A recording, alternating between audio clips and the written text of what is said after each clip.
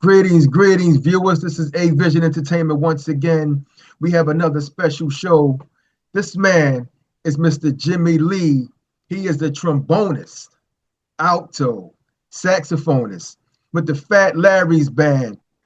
Mr. Jimmy Lee is a trombonist, alto saxophonist. He, the founder and a member of the Fat Larry's Band, R&B and funk band from Philadelphia, which enjoyed some commercial success in the late 1970s and early 1980s, particularly in the United Kingdom. How you doing, brother? How are you? Oh, fine, man. Thank you for having me. Thank you for having me on. It's a blessing. I thank you for allowing me to get this great opportunity to talk to you. You're an iconic figure right now. You and the group, which was Zoom. Zoom gave us plenty hits, such as Act Like You Know in 1982. Of course, Zoom, Center City in 1976, Boogie Town 1979, Looking for Love Tonight, Peaceful Journey, Here Comes the Sun, Down on the Avenue. I mean, Zoom gave us plenty hits, man. And I just wanted you to know that I'm giving you your flowers now. Thank you so much. You're welcome, brother. You guys deserve it. I just wanted to give you that right now.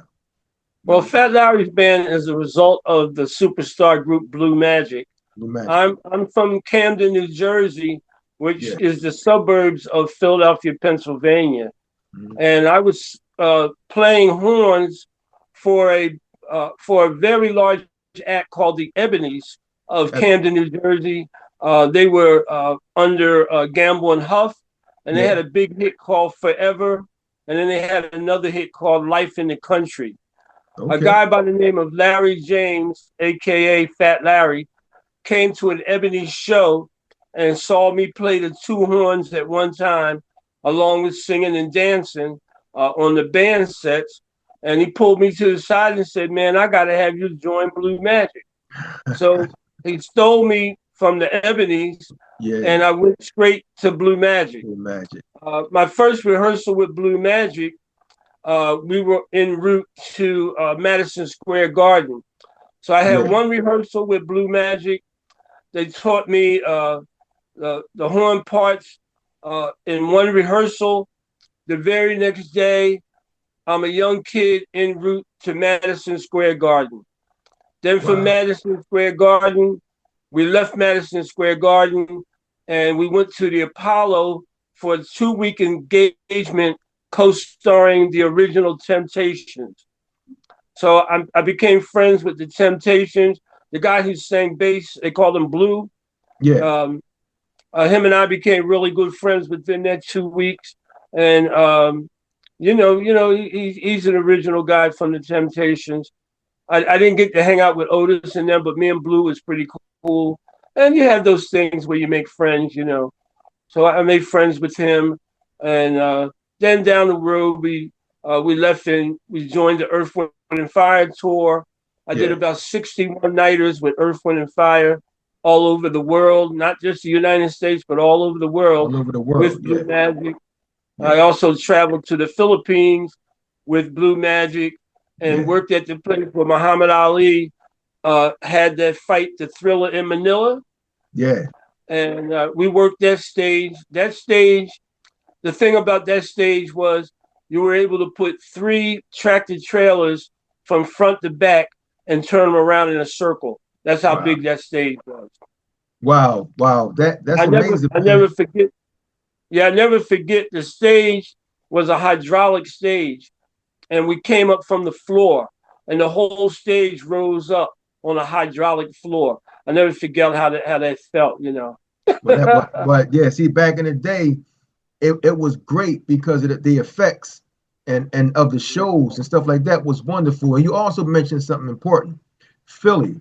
Like coming up in Philadelphia, funk and soul scene of the 70s, it must have been an electrifying experience. How did the city itself, its sounds, its people, its spirit shape you and the band's musical identity?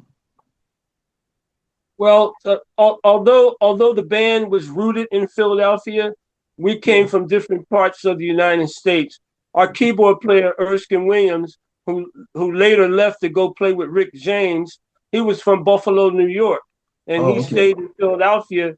He lived at the guitar player, Tay Cohan, who lived in North Philly. So we had a guy from Buffalo, and then we had myself. I was from Camden, New Jersey, which was only right across the Ben Franklin Bridge, but I'm not a Philadelphia native. I went to Camden High School and did some training at Glassboro State College, doing summer stock and band camp. So I was from there, and then we had Daryl Grant, who was our lead singer, who moved to the Northeast Philadelphia, but he was from California. He was from the LA portion, and Atlantic WMOT Records relocated him to Philadelphia, and they put him in Fat Larry's band. We did not choose him. The record company inserted Daryl Grant into Fat Larry's band. And as you know, Fat Larry is from Philadelphia. Tay Collins is from Philadelphia. And Larry Moises LeBesse is from West Philly. And that pretty much rounds it out, yeah. And our trumpet player, Art Capehart, was from Philadelphia. And the saxophone player, Doug Collief Jones, was from North Philadelphia. Wow. Well, so everybody was from like just different parts. Yeah, different parts of the United States. Our route of where our jump off place was Philadelphia. You know, Philadelphia group. Yeah. Well, given the rich history of funk and soul that was happening in Philadelphia in the 70s, what was it like to come up in that scene? Well, let me say this to you.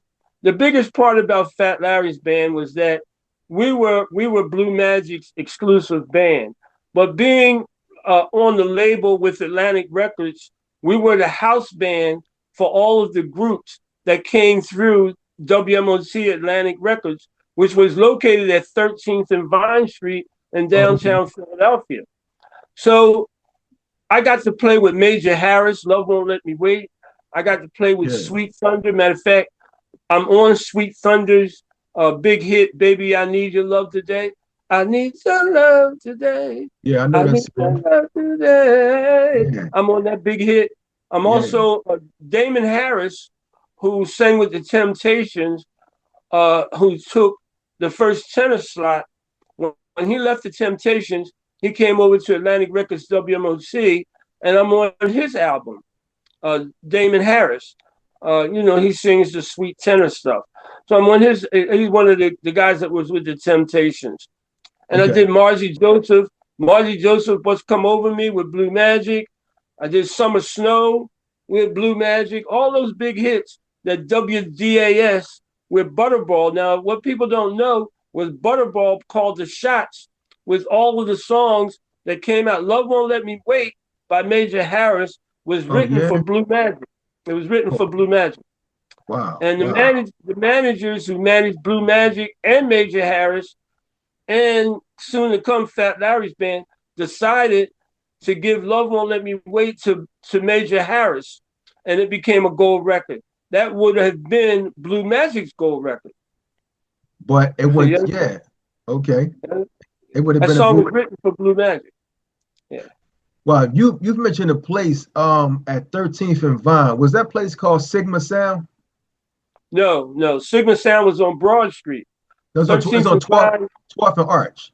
Sigma Sound. Yeah, well, Sigma Sound was on Broad Street. And WMOT Atlantic Records was at 13th and Vine Street. I mean, you could walk there. It wasn't that far, you know. Yeah. It wasn't far. There, but Vine Street crosses Broad Street. Broad Street is the large street that goes to City Hall. And Sigma Sound was on the other side of City Hall. Now, here's the deal.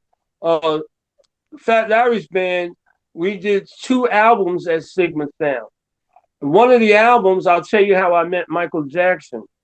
Okay. We were on our second album, and it was a Studio 1 and Studio 2, or either Studio A or Studio B. We were upstairs, and the phone rang, and I was sitting on the console, and Fat Larry was sitting in the chair. and the phone rang, and Larry grabbed the phone, and because you couldn't just come up into the studio. Hey guys, I'd just like to take a moment to tell you how I was fortunate to meet the Jacksons. When they left Motown, they were not able to bring the name the Jackson Five. When they came to Philadelphia International, they were at that time called the Jacksons. Fat Larry's band was on their second album, and we were in a studio, which Sigma Sound, which is housed in the same building as Gamble and Huff. It's owned by two separate people. Gamble and Huff own Philly International, and Sigma Sound owns Sigma Sound. So we were recording our second album on the second floor, and I was sitting on the console, and Fat Larry was in the chair, and the phone rang. So the phone was closer to Larry, so he picked the phone up. He said, "Hey," and he said, "It's the front desk. The Jacksons are downstairs, and they wanted to know, could they come upstairs and congratulate you guys on your second album?" So Fat Larry put the phone down and said, "Hey guys, the Jacksons are downstairs, and they want to know, can they come upstairs and congratulate us on our second album?" We said, "Yeah, let them come up." So all of them came up: Tito, Marlon, Michael, and Randy wasn't with them, and that other guy, the tall one. And Marlon? No, his brother, the tall one. The guy was in the middle, the real tall guy. Yeah, that was you said Jackie, right? That was Jackie, yeah. Excuse me, Jackie, for missing your name. And they came up, and Michael was very quiet, and he kind of just found a place and kind of just laid around and talked in a real soft voice. But that's how I met Michael Jackson. I didn't go to meet him. I didn't go backstage to meet him. Him and his brothers came upstairs in Sigma Sound studio to meet us. And that's how I met the Jacksons, and that's how I met Michael Jackson. Same thing happened with Lionel Richie. How I met Lionel Richie was at Tuskegee University. We were with Blue Magic, and we were at the 50-yard line for homecoming. If you ever been at a homecoming, you know they have the big stage 50-yard line, and they fill up the stands. So Blue Magic was the Stars, and a local group called the Commodores were the opening act for Blue Magic. So we were backstage, and they had hung up these sheets on ropes around the back so people couldn't just see us. And this light-skinned guy with this great big afro and these big lips came backstage with a saxophone around his neck, and he says, "Hey, where the guy, Jimmy Lee? Where's Jimmy Lee at?" And I was sitting down in a folding chair in the grass behind the 50-yard line. And he came over and he reached his hand out to me, and he said, "Hey man, my name is Lionel Richie. We're your opening act. We're the Commodores. And last week we just signed with Motown." That's how I met Lionel Richie. So you have two great stories meeting Michael Jackson and Lionel Richie. Oh, I got more than that. Wow. You know, as a multi as instrumentalist, I want to say. Yeah. Every time Aretha Franklin would see me, my name is Jimmy Lee, and she would break out to her favorite hit song that she sang, Jimmy Lee. Wow, that's wonderful, man. And I know you have a lot of stories, because that's one thing that when you listen, when you go back to your icons and your legends, you all have some great backstories that everybody would love to hear, you know. And so sometimes, but well, I apologize for cutting you off, but I didn't want to lose this thought. Me and Fat Larry would go to the stage with Earth, Wind, and Fire to watch them set up their magic tricks. So me and Larry would be standing shoulder to shoulder watching them set up the organ. You know, the guy be on the organ and the organ would flip around. Yeah. Well, I know how they do that, because I would go and watch them set it up. And then we would watch them set up how they set up the line where Verdine would slide down the line from the ceiling, and slide down. So me and Fat Larry would go and watch and see how they would set the lines up and how they would anchor them. Then Wow. they had little things that would blow up on the stage on cue. We would watch how they set that up. And Larry was specifically interested in what kind of drums the guy was utilizing. And he would watch the guy set the drums up, what kind of heads was on the drums, what kind of sticks the guy was using. Because Wow. we never set up, after the Earth, Wind, and Fire tour, we never set our instruments up ever again. We had a guy that would set up our entire stage. I never carried a horn. I never carried a saxophone. I never carried, Larry never set, we never set up the drums, microphones, none of that shit. We never did none of Wow. that ever again. Never again. And people wonder why acts that have been at a certain level act a certain way. It's because once you reach a certain level, there's some things you don't do anymore. That's You right. know, you come Right. prepared for showtime. And we never wore our street clothes for stage clothes. There's some acts that wear their street clothes for stage clothes. We don't do, we never did that. We had Yeah. a whole case on rollers that the guy would roll in that had all of our clothes and our shoes in it with a drawer that opened up that had only shoes in it. And then the guy who set our clothes up put our shoes right under our clothes that they hung up. And each person's name was on their clothes and their shoes was right under there. We never did none of that stuff, man. I'm talking about after the Earth, Wind, and Fire tour. We never did none of that. Wow. And I'll tell you how we did it. Me and Larry saw Maurice and Verdine when they were taking equipment off of the tractor trailers. And I'll tell you about the tractor trailers after that. And I hope this is interesting to you because it's very interesting to me. It's going to be interesting for everybody. So as the instruments came off the tractor trailers, they were all white and they said EWF on them. So me and Larry looked at each other and said, "We gotta have that shit. We gotta have exactly what they got. We gotta have it." EWF. So we cornered Verdine White when he was alive, and his brother Maurice, who was the leader of Earth, Wind, and Fire. And we said, "Where the hell did y'all get them cases from?" Well, the cases were made by a family in California. And I can't remember the name of them, but it's something cases. So Verdine and his brother got 2 limousines, came to the hotel, and picked us up and took us over to the case maker's factory. Oh, where they got him at? Okay. And the case maker was an older white guy, but everybody who built it was his family. Okay. They called something cases. I'll think of the name when we finish. Or probably when we hang up, I'll remember the name. Yeah. The name. So a long story short, he comes to the actual show in California and measures out each one of the instruments and builds a case for each separate instrument. So he built a real large case that housed trombone, saxophones, trumpet, and flute. So they all went into one great big roller case, and it was all white, and it said "Magic of the Blue" on the side. So we're emulating what they did. Earth, Wind, and Fire, because we're on their tour, and we see what the hell they're doing, and we're following their roadmap. We didn't have the money to pay for the cases. Oh. And Blue Magic advanced us the money to pay for the cases. And during the tour, they took so many thousands of dollars out of our payroll to pay for the cases. Them back. Oh, okay. Yeah, they fronted us the money because we had to pay for the cases right there.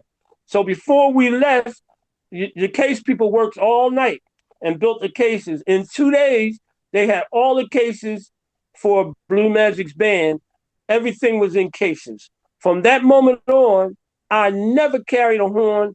I never set my horn up. When I got to rehearsal, my horn was standing on a stand. The trumpet player's horn was on a stand. We never had to carry our horns home again. We never had to carry our horns on airplanes. Never again. And that moved us up to that next level.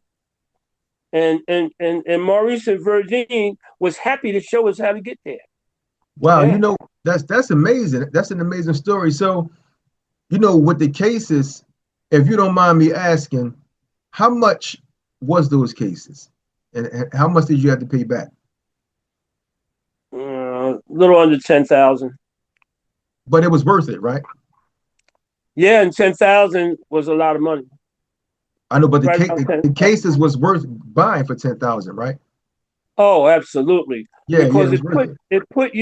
it put us where if you had see a lot of times people would just hire the band when Blue Magic wasn't working. We work in Delaware, Washington, New York, and when we show up and them cases start rolling off the back of the stage, they know what level you are. The stage Wow, crew know, the promoters know, they know they got a superstar act at Earth, Wind, and Fire level. So when you train at that level and you work at that level, you have to. The show starts before the show starts. The show starts when that equipment starts rolling off that stage. wow, that's amazing, man. Wow, like beyond a notable touring artist you've worked with, like Earth, Wind, and Fire and the Jacksons. What are some of the lesser known but most influential musicians or groups from that era that people should know about? Frankie Beverly had a group called Maze. Frankie Beverly and Maze. They were from Philadelphia. When they left and went to California, they became Frankie Beverly. No, pardon me. Stop that. It No, was Frankie it was Beverly and the changed Raw first. Soul. Yeah. Frankie Beverly and the Raw Soul was Philadelphia.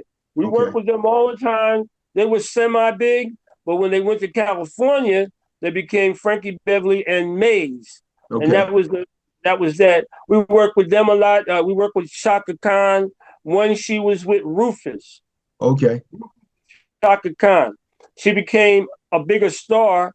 She left Rufus. Rufus got left behind, and Shaka Khan went on to greatness like she is. We worked the Philadelphia Spectrum with her a lot. Then you have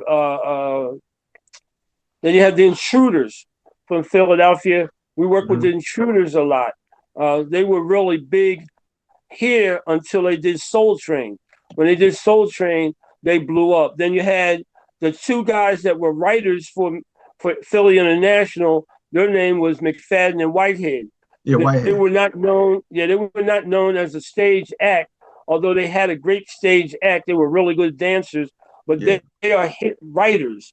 They have gold records with everybody from Philadelphia International. It's McFadden and Whitehead, and as you all know, their big hit is "Ain't No Stopping Us Now." But yeah, that's right. That bass line was written by the guy from Camden, New Jersey. His name is the late Jimmy Williams, who played bass for the OJs, Okay. and he wrote the bass line for that. He also wrote the bass line for "The Love of Money." Doom, doom, doom, doom. That was a nice bass line right there. The love of money. Yeah, he Wow. was a Wow. phenomenal bass player. We lost him too early. We also lost Ricky Hicks from Camden, New Jersey. He was a conga player for the OJs. Tony Carter, all them guys who played for the girl group. What's that song? We Are Family.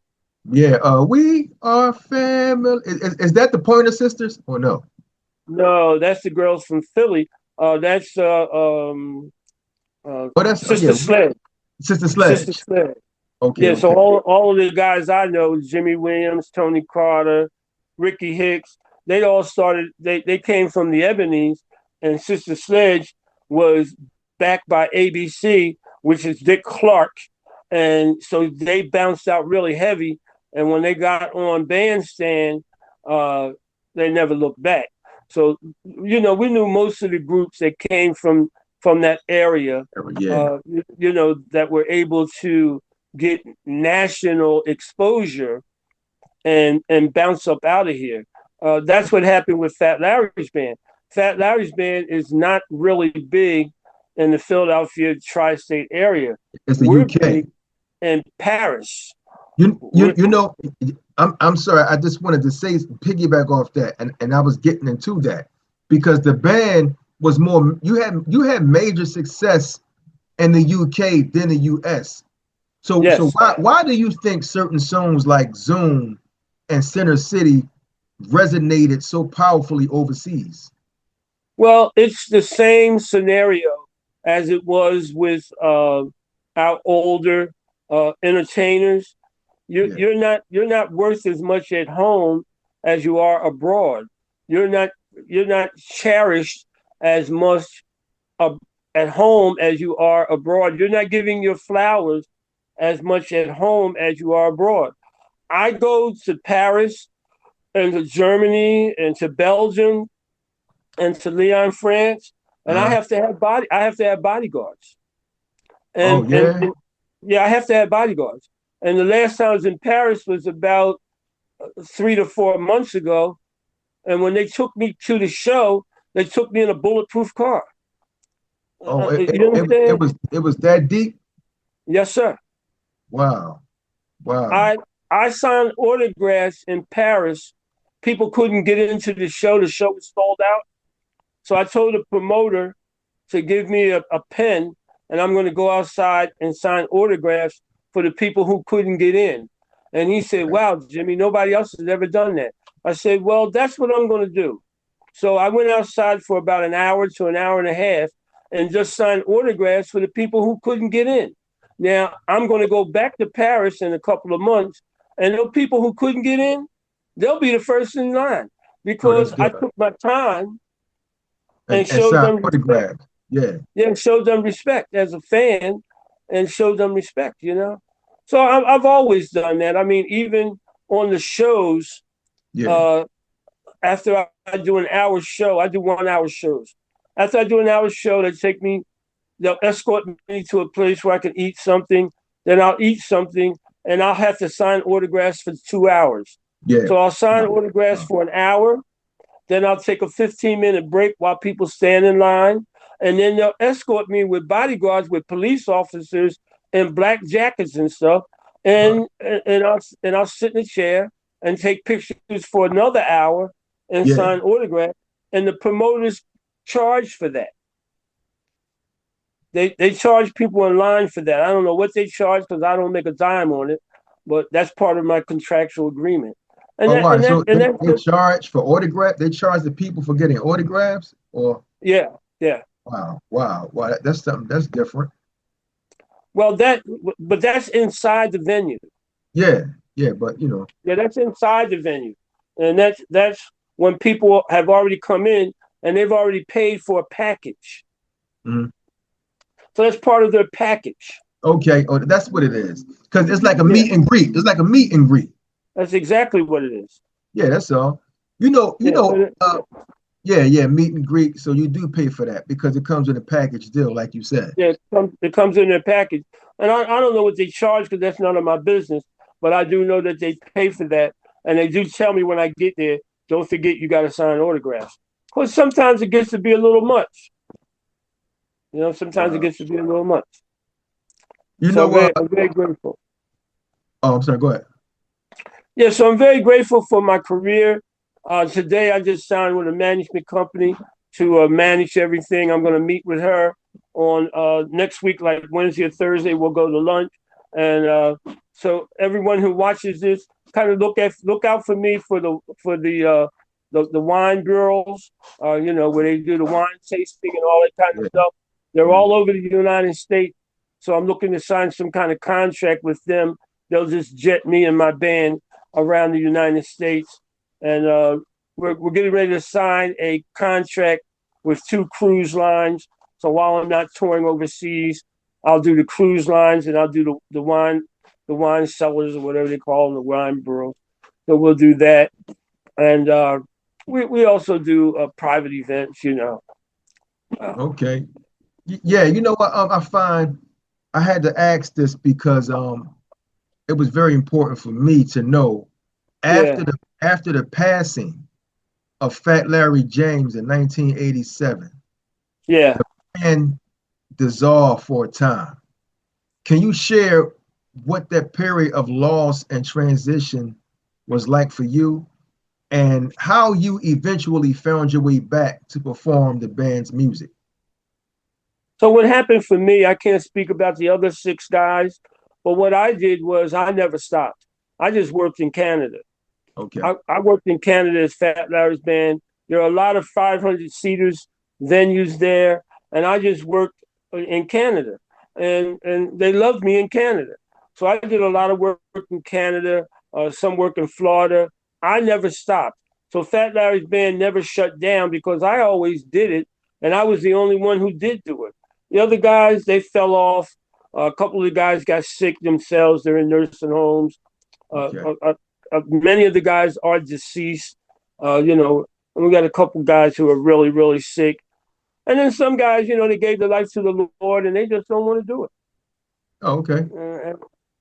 And I respect that, but yeah. I still travel abroad to foreign countries, and I don't make a whole lot of money, but I make enough that I still want to do it.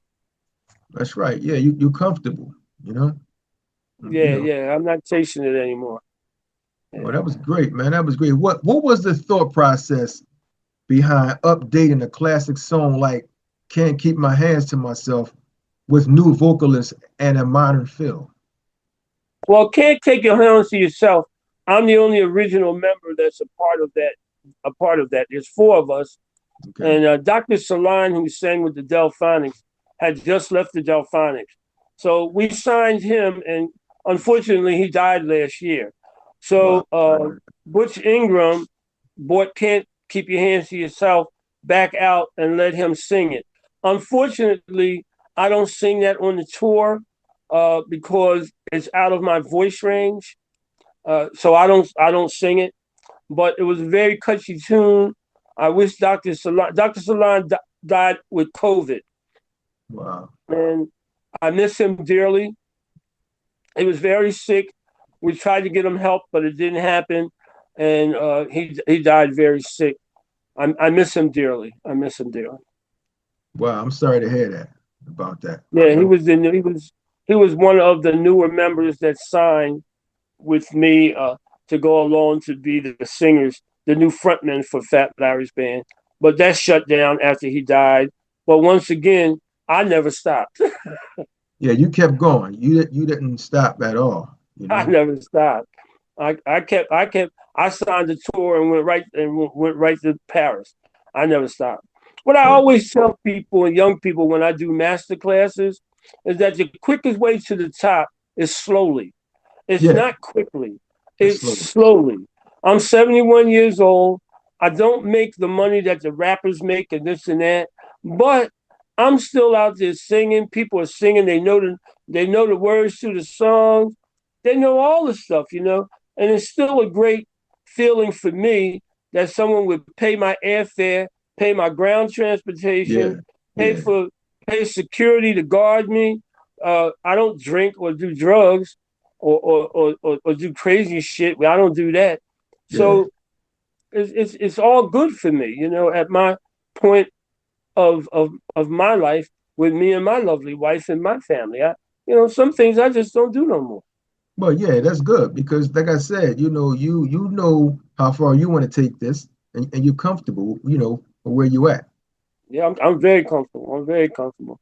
And the show. Listen, I'm comfortable with doing a venue from 500 to 1,000 seats. I don't have to do 5,000 seats. You'll be surprised how hard it is to entertain 500 to 1,000 people. Yeah. You'll be surprised how hard it is. And you'll be surprised how beautiful these venues are. 1,000 people, 1,500 people. You'll be surprised how hard it is to get up there and keep their attention. It's not an easy thing to do. I know. And the bigger the crowd, the harder it is. The more harder it gets. Yeah, it's hard. Yeah. On your musical evolution and legacy. Yeah. You've performed with multiple legendary groups, including Blue Magic. How do you adapt your musical sensibilities when transitioning between different groups, all of which have their own established sounds and expectations? Well, with the Blue Magic, we are Blue Magic. So I'm already Blue Magic. The magic of the blue is Blue Magic. Yeah. Fat Larry's band is the magic of the blue. They just changed the name.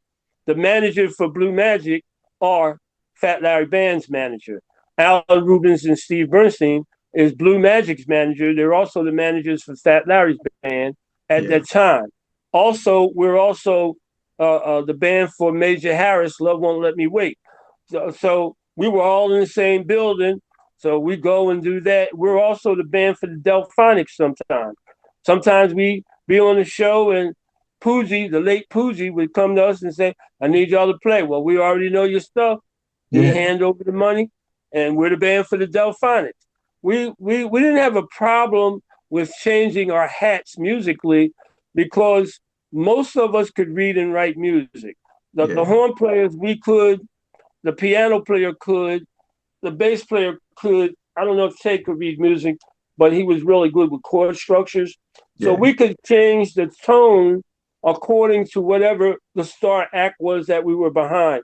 When we played behind Margie Joseph, also we did the Double Jacket album at the world famous Latin Casino in Cherry Hill, New Jersey.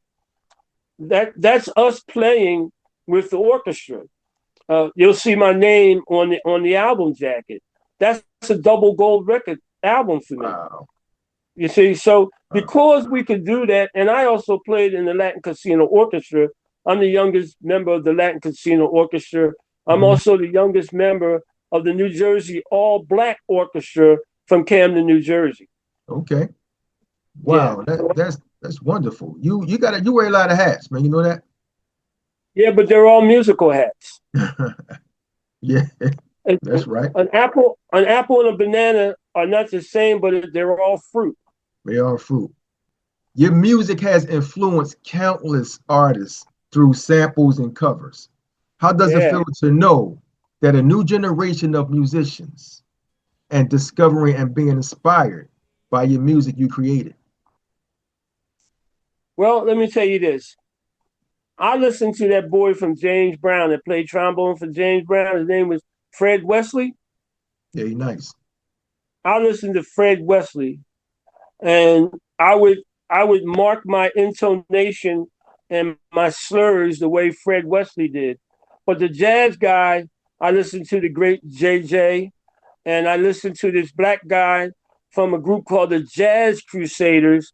His name is Wayne Henderson.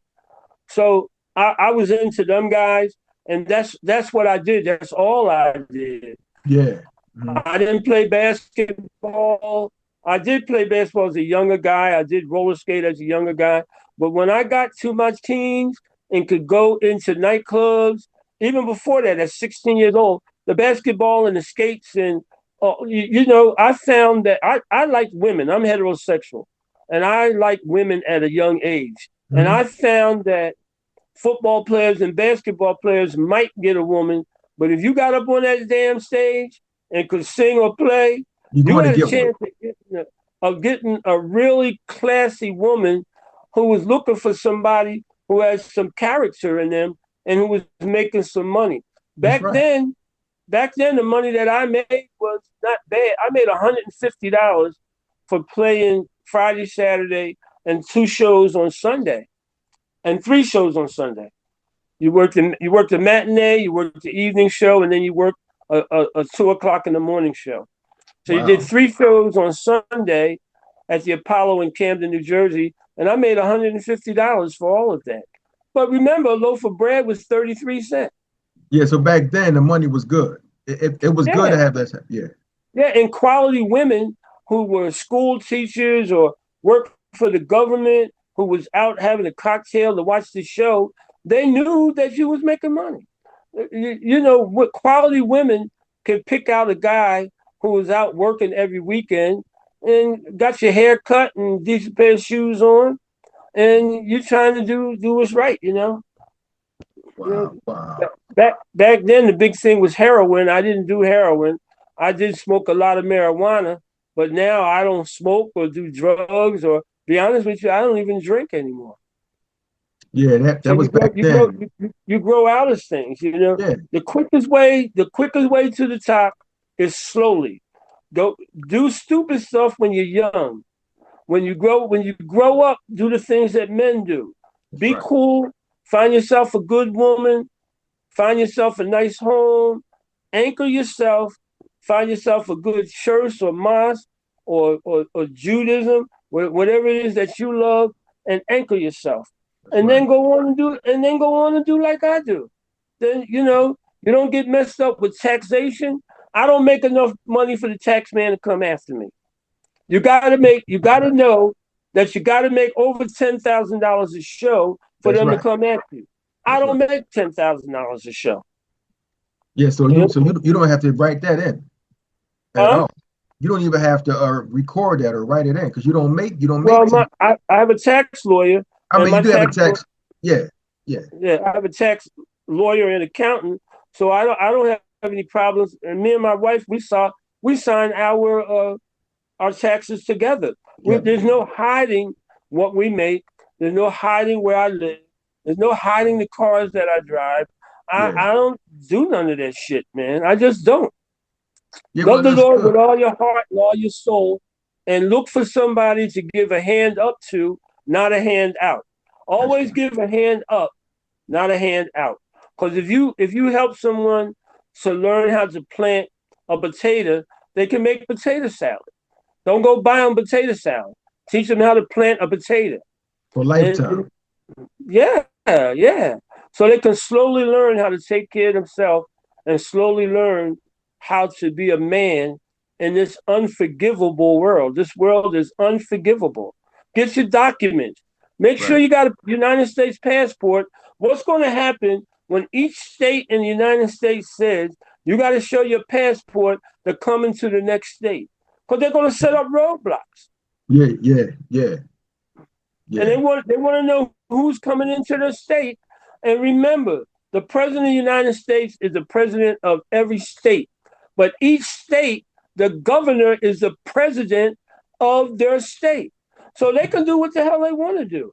So make sure you get your documents right. So if you got to go to another state, say you got to go to Canada, say you got to go to Texas, you got your passport so that you can show your passport so that you can enter and play and do these jobs that you need to do. yeah. Don't think that it's like it was years ago when you can just go and do what the hell you want to do. You just can't. It's different now. You need the paperwork. Oh, it's a lot different. It's a lot different. I never went through TSI. Wasn't no damn TSI. Wasn't no. They used to ride the limousine right up to the airplane. The step would be right there. We get out Yeah, the limousine and go up the step and get on the yeah, airplane. yeah, yeah, yeah. It's different now. Yeah, the road manager would take everybody's passport and log everybody in. But the limousine's already gone. We're already on the way to the plane. And the guy's logging you in, and then when you get on the plane, they give you your passport back. I never stood in line for nothing. And that's the guy's honest truth. We never stood in line. We got on the plane and kept it moving. It ain't like that now. Oh no, you got to take your shoes off, your hat off, everything. Wow. I remember in order to get on a plane, you had to have a jacket on. Why? Because they said so. It was dress code. And you couldn't wear those sneaks. You couldn't wear those jumpsuits, that hoodie stuff with the hood on it. Oh, no, they ain't play that. Oh, no. Oh wow, that's something different to me. Hmm? Wow, that's different. I didn't know that. Well, Yes, sir. yeah, looking back at your career, what do Yeah. you see as your biggest artistic or personal challenge, and what did you learn from it? I think it's travel. Your You phone still went there? black. Your phone went black I don't again. know. Well, I'll conclude this with saying that air travel was the most difficult thing for me to learn, going through different time zones.